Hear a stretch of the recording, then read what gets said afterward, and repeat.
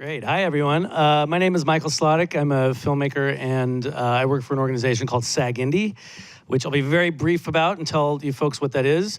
SAG-Indy is an organization that is separate from SAG-AFTRA.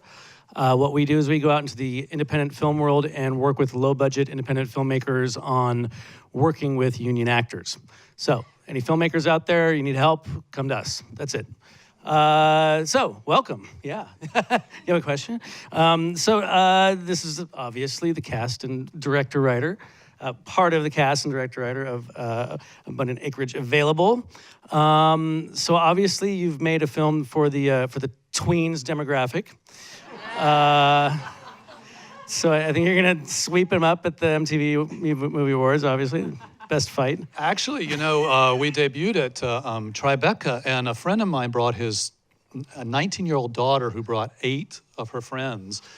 And they came to the party afterwards. I don't know if you talked to them, and they loved the film. And I went, nice. Really? I was like, huh? You know, what did you relate to? But they really loved it, so that was nice.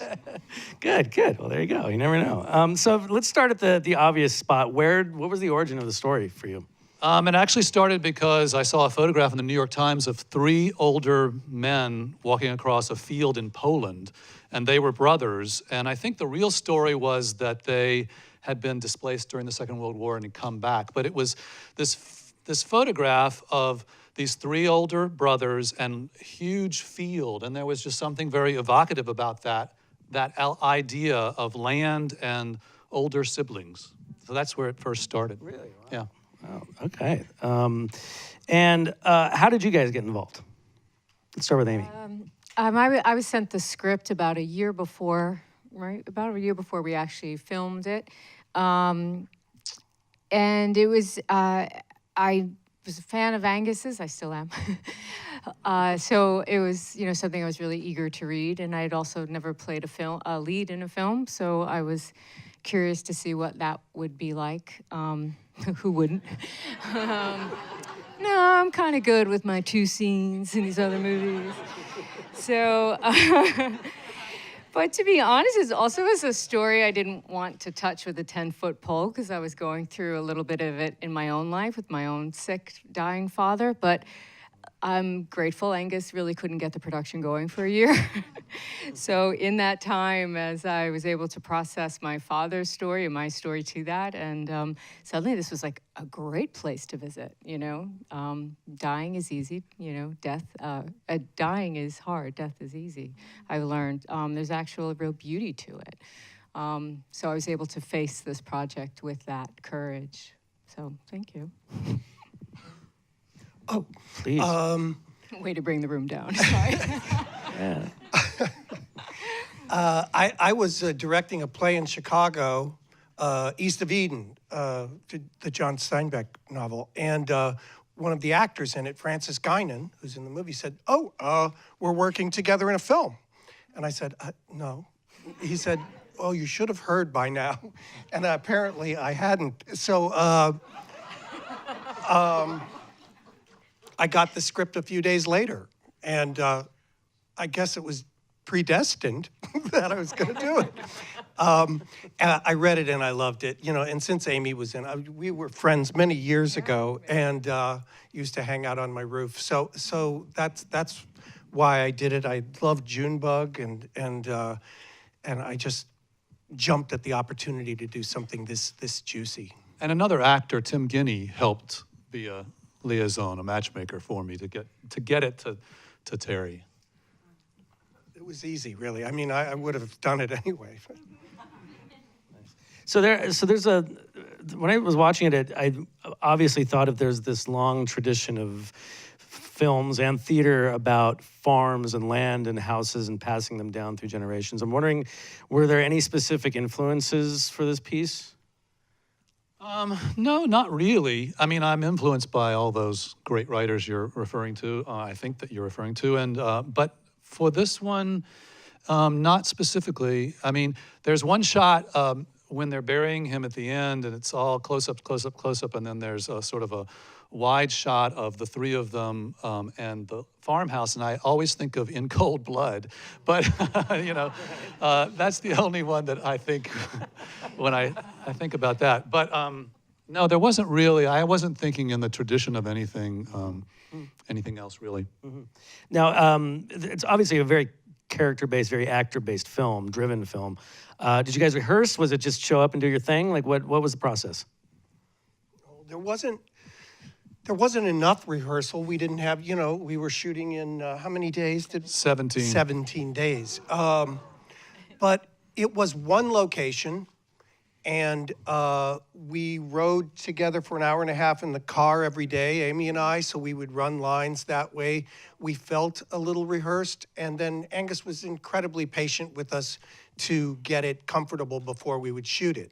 And then we'd shoot it very quickly after we rehearsed. I love, there's a lot of, and this is great I say this a lot in the Q&As, but it's great for this audience. There's a lot of particularly independent filmmakers who use non-actors for realistic sense, and I love that sometimes. But I was an actor myself, and I really like actors because they can hold more than one thing at the same time, and non-actors can't.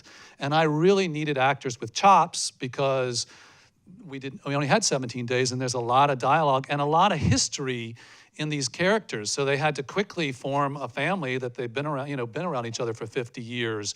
And so they're all theater actors or have theater or training background. In fact, I've had people also say, they sort of know Amy and they know Terry, and they say, did you just find those other actors when you were down there? And I'll say, no, they're actually real actors. But they had to do it really quickly. You found him on Barney Miller, right? Yeah, exactly. Didn't you tell me, I've told this story before, what's your real last name? Well, it's on the internet. It's a Polish long last name with 15 letters. How do you say it? Dziewiątkowski. Yeah, and so when I told her that Max Gail was going to There was already an Amy Dziewiątkowski in SAG. Fuck it, I'll be Amy Ryan. I don't know if you guys are old enough, but Max Gail was in this big TV show in the late 70s and early 80s called Barney Miller, where he played Wojciechowicz. And so when I told Amy, she went, Max Gail's going to be in it? He was a god in our house because it was a Polish house.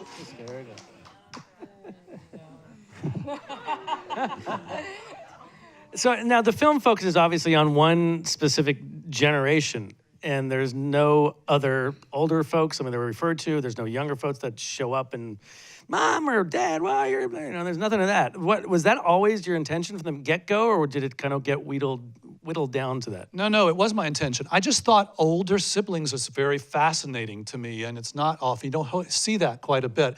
And I think that as one gets older, sometimes you lose your mates or in this case, characters have lost their children and their mates, or some have never been married, and that you go back to this family of origin if you still have siblings alive. And it's a weird, interesting dynamic because there's still the weird kind of emotional center that was when you were tiny, but you're in your late 50s or 60s or 70s. And I thought seeing two sets of that was just interesting to me.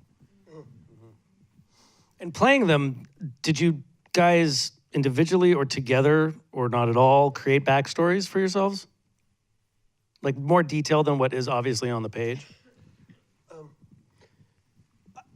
Angus was, he wrote it, and so the resource was there, and the script kind of became the Bible for research. I didn't want to go too far back, but I used a lot of my own experience, and I think creating a character is always my favorite formula. Is 60% you, and the other 40% is the character's positive feelings about themselves.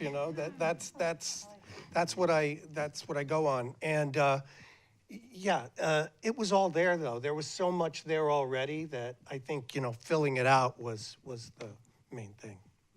And for you, Amy, similar or? Yeah, I agree with Terry. It's great to turn to the writer in a moment that you're stuck and say, well, what did you mean by that? And then Terry and I had a couple of dinners and cups of coffee before we headed down south to start this. And, also kind of that unspoken, just like our 20 plus years of friendship, it's just there.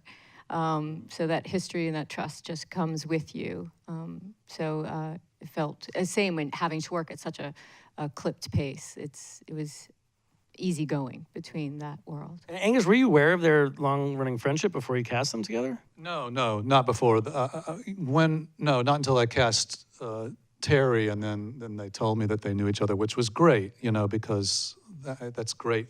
They feel comfortable, or they knew each other, and then they did get together. I spoke individually to each of the actors a lot before we got down there to help them.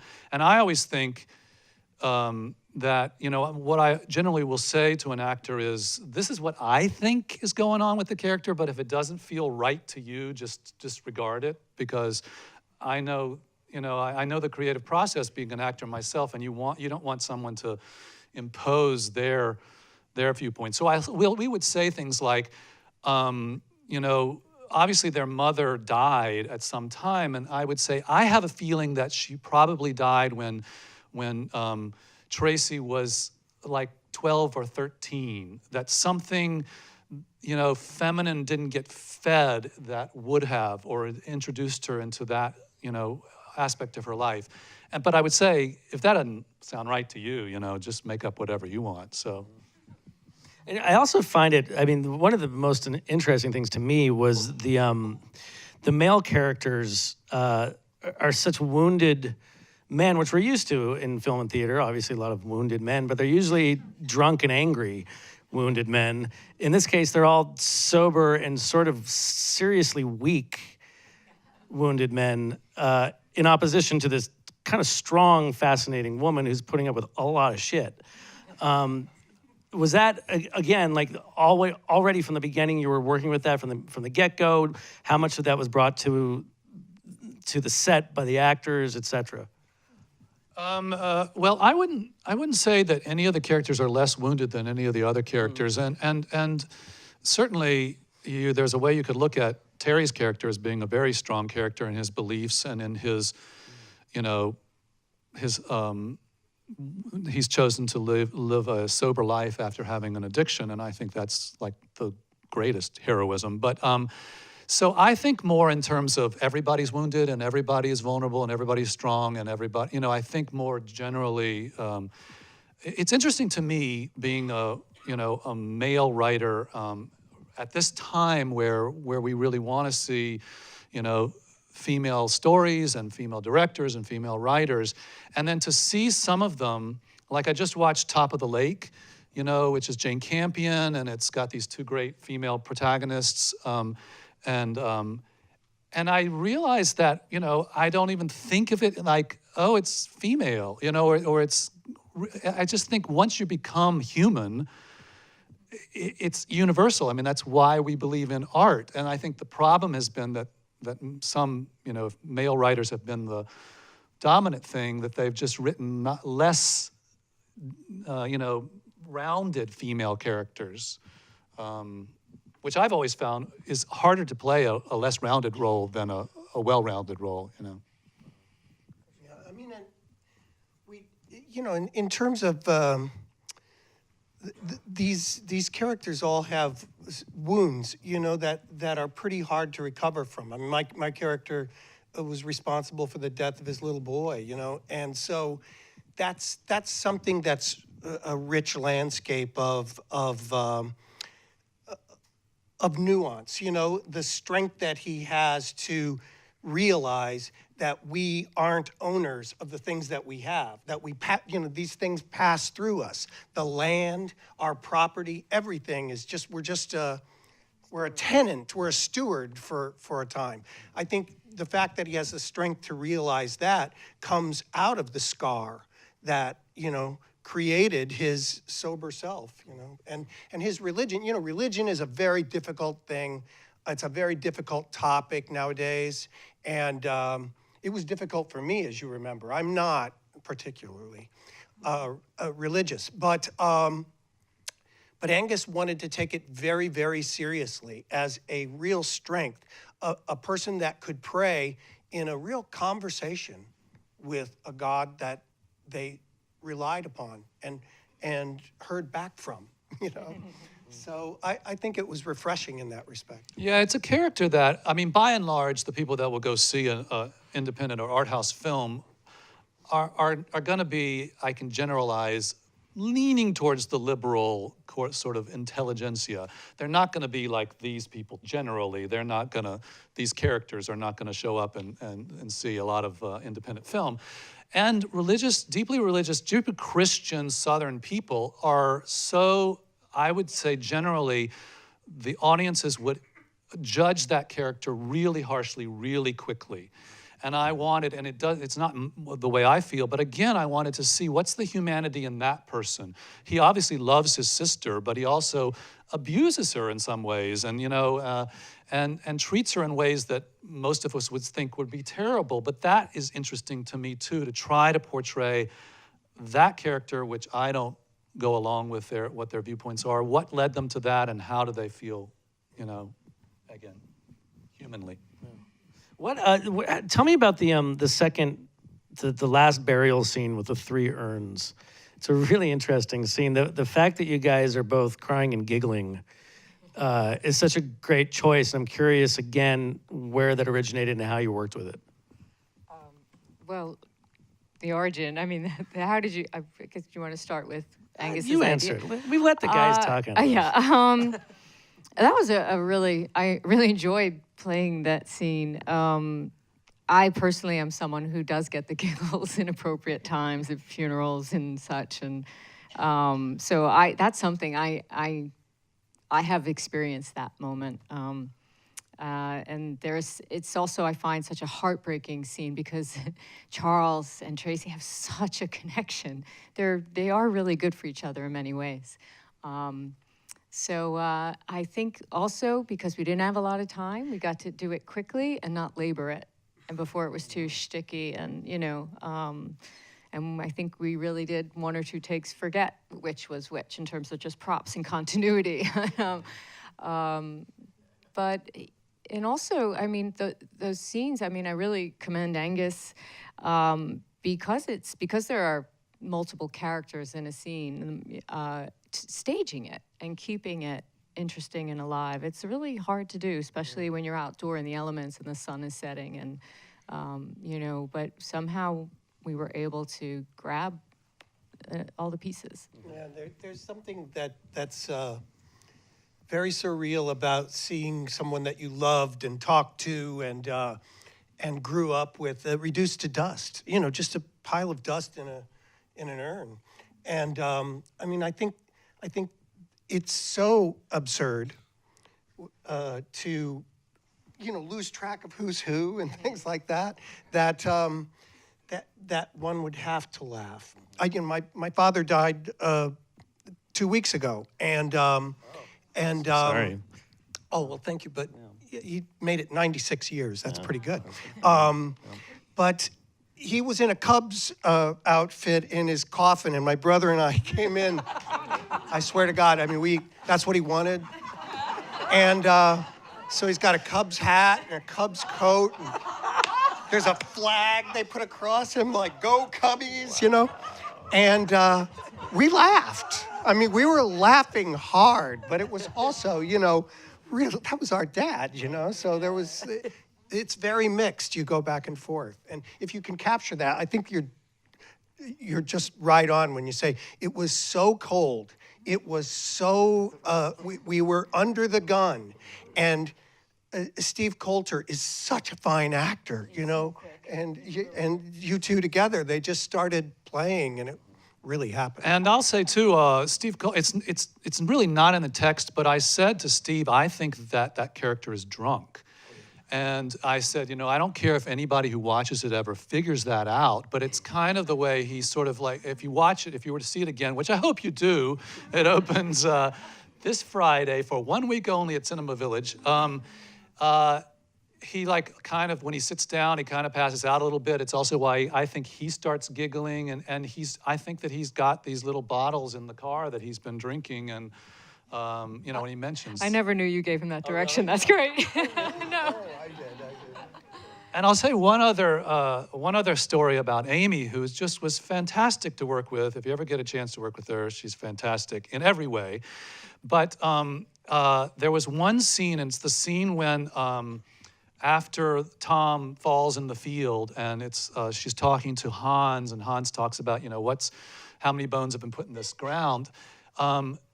Amy had a really hard time that afternoon when we were doing it, and I really felt that it was my fault as the writer, that the writing did not support her. And I went and I apologized after that day, because she was kind of like, I don't know what's going on, and I think the accent's leaving, and she was moving, and it's like, obviously, the thoroughbred is not having the problem. It's the track that's the problem. And it really, really was, because it was not clear in the text what she should be doing. So as actors, I know there are actors who can do anything, and then there are actors who are very sensitive to the script. I was an actor who only could be good when the script was good, which doesn't happen often. But I hope, I truly felt that it was because I had let the actor down in the text. And then when I edited it, I knew I'd gotten it. She was afraid that she didn't quite get it, but I knew I'd gotten it, because the scene really isn't about her, it's about what's going on with him. And it's completely, now I think it completely works. I don't know if you've seen it, but you remember that day, right? Yeah, it was a struggle. I really didn't know what to do, which is tricky again with such a limited schedule. And but again, the beauty of working with a great writer and director to truly help me out of that hole. And that's very generous of you, but I'm sure there are other actors who could have figured that out. I mean, I have to say, but in that moment, it was true. I just didn't know what to do. And I found myself, sawing the air too much with my hands, I'll just say it louder, I'll do it faster, I'll do it, and it just felt wrong in the body. But I'll have some stories out of school. I was amazed at all the actors' facilities, but Amy in particular didn't want to run up into whatever the emotion was. That she, I would always go, we can go back to get to that thing. And she'd say, no, let's just do it here. And she'd jump right into whatever the pitch of emotion was, or like those scenes when she's, digging him up and crying and scattering the ashes. Again, we were, the sun was setting, and it was like we were waiting for the right time to happen. And we had 5 setups, and we shot one, and then everybody, including Amy, picked up the track and moved it over to the next thing. And then she was right into the next thing, which is a facility that a lot of actors don't have, and very true, very real. I was sort of, impressed. I don't know why I should be surprised, but. This is why Amy needs more lead roles, right? I assume you've rejected a lot of lead roles. I'm gonna just assume you've rejected them. Abundant acreage too. Yes, good. Florida. Okay.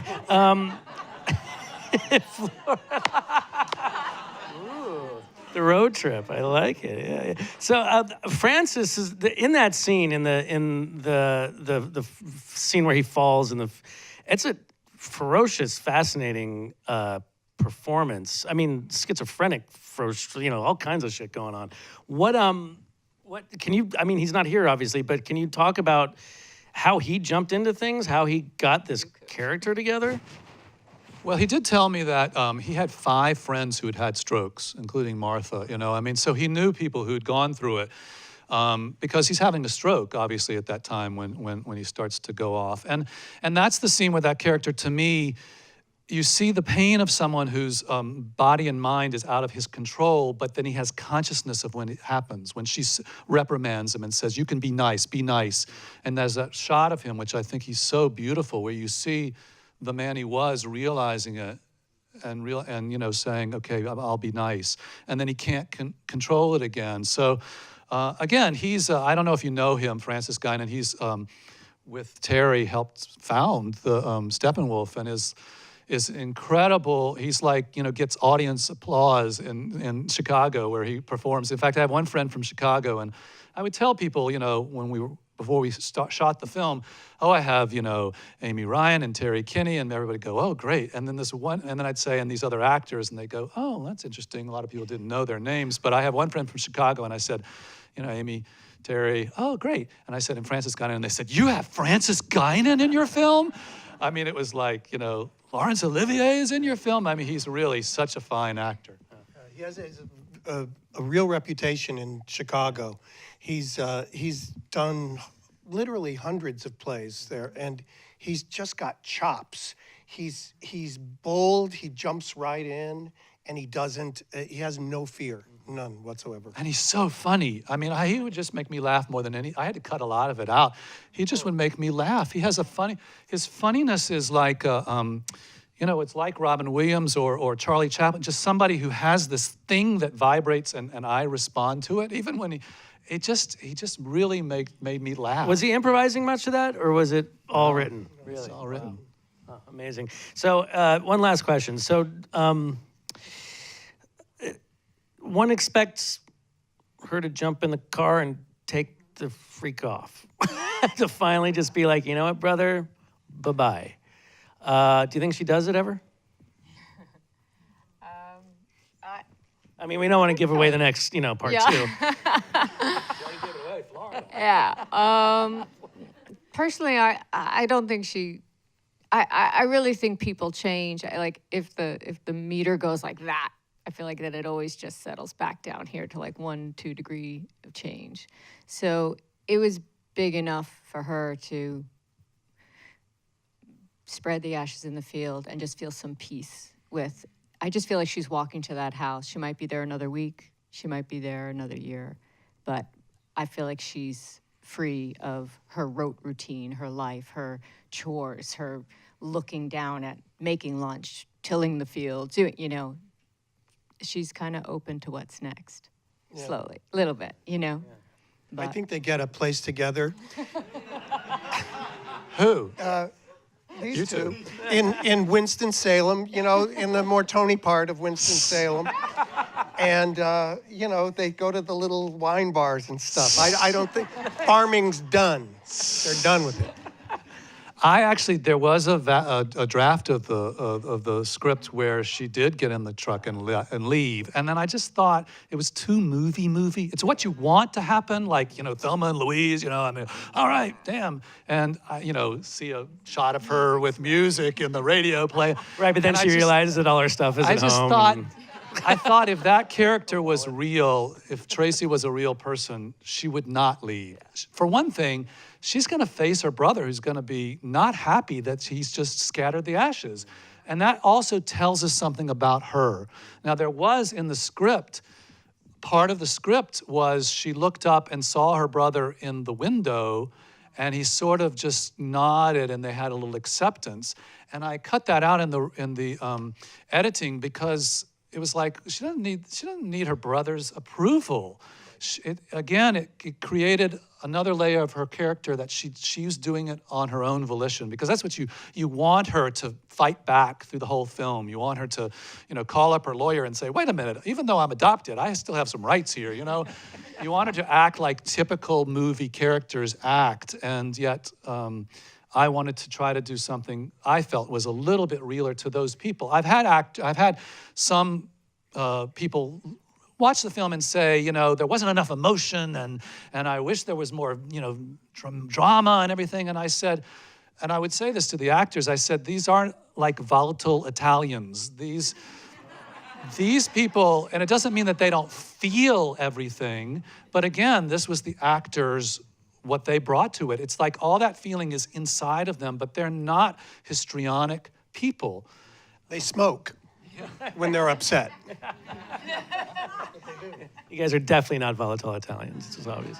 Well, thank you very much. Everybody, tell your friends to go see it. It opens Friday, right? All right.